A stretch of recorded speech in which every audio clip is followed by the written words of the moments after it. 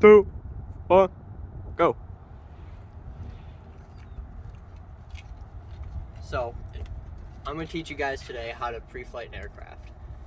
Pre-flighting an aircraft is important because you want to make sure that the plane is safe and airworthy for whatever flight you're going to do. It's pretty self-explanatory. Everything for this plane has a checklist right here. You just follow pre-flight all the way down. We're going to start with the interior keys. I'm not flying it after this, so they're still inside, but you should have them here.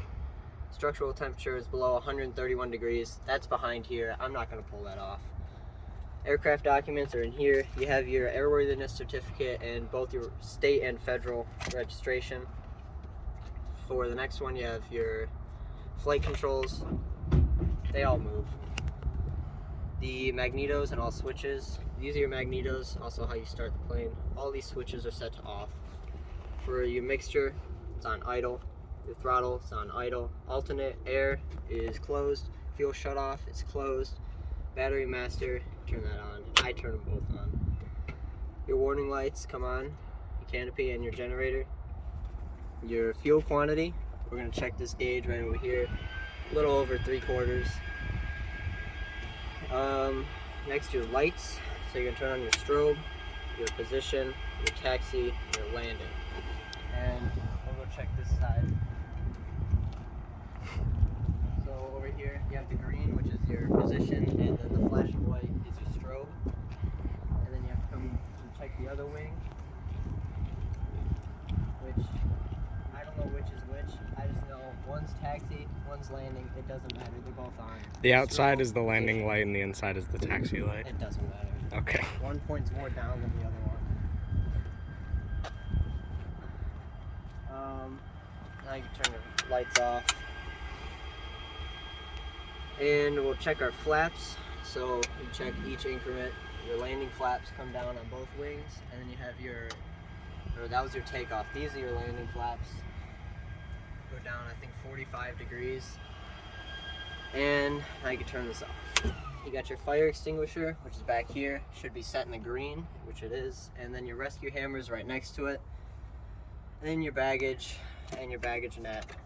It doesn't matter. We don't use that. Now you have to check the exterior parts of the wings. We're going to start with the left side first. You should be checking the leading edge of the wing for any bumps, scratches, dents. You got your stall horn, it's not clogged up. You're going to come down here, your vortex generator, your lights, check every edge.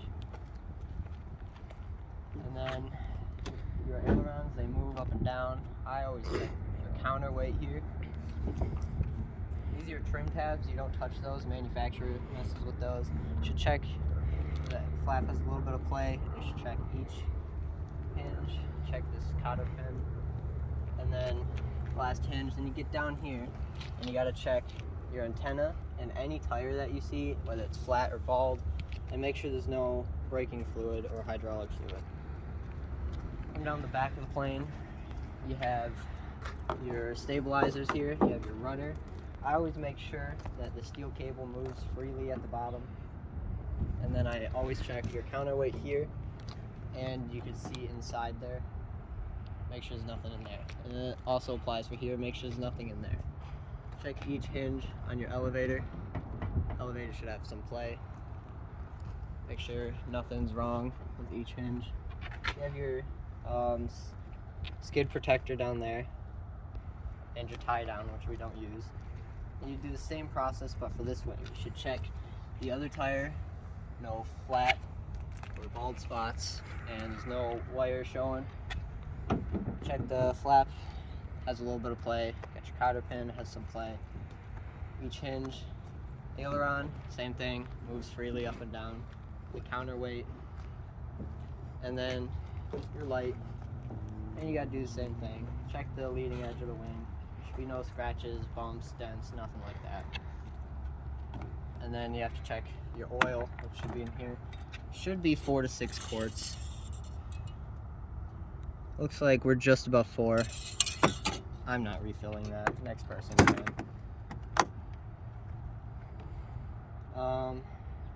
Okay.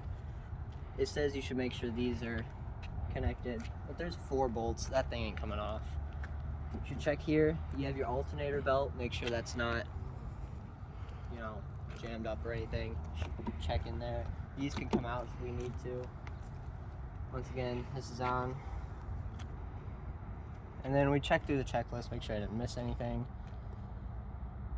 And I don't think so. All right, and now we have to check, make sure that fuel that we have, how much did we have? A little over 3/4. So you take this stick, which each notch shows you, this is 1/4, this is 2/4, 3/4, and a full tank. And this is your sump, so you check if the fuel has any minerals and stuff that aren't supposed to be in there. So you take this off, take the stick, put it into the gas tank. I moved it a little bit. Like I said, it's a little bit above 3/4. And you put this in. I don't need this anymore. And you come down here, you have your 2 sumps. So one is for the fuel filter and one pulls from the fuel tank. So you come under, you just push up, you check it in the sun, nothing in it, and then you go to the next one, make sure nothing in it. Always dump it downwind of the plane. You dump the fuel after you sump it because you don't want any contaminants from outside to go back into the fuel tank. And you can put these back. Put your checklist back. And I'm gonna put the flaps back up because I'm done with them.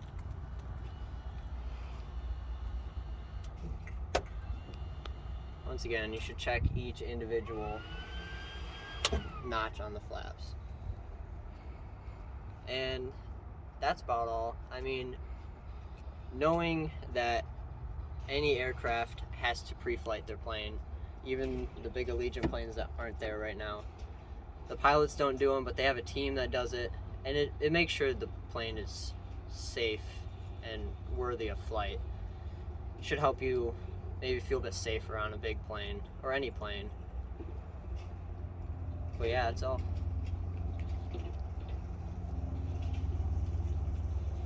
Can end the video now.